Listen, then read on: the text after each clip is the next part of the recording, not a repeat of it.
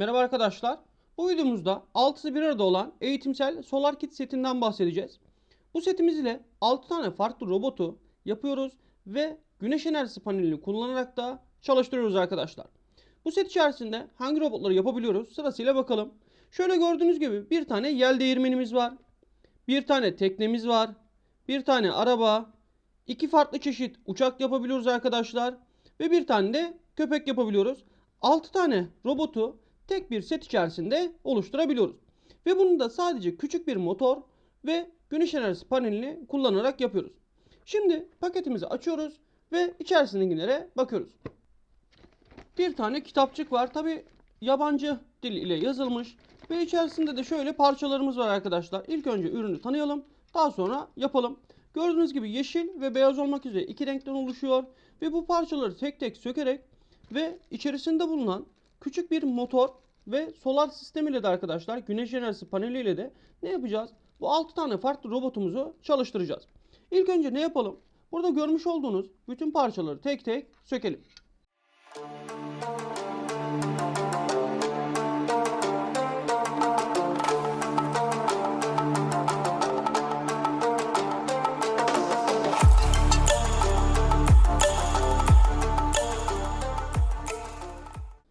Evet arkadaşlar, yeşil parçaların hepsini söktük.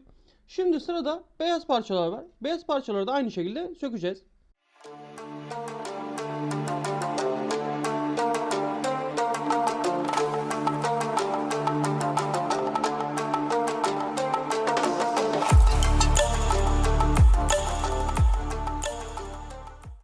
Evet arkadaşlar, beyaz parçalarımızı da söktük.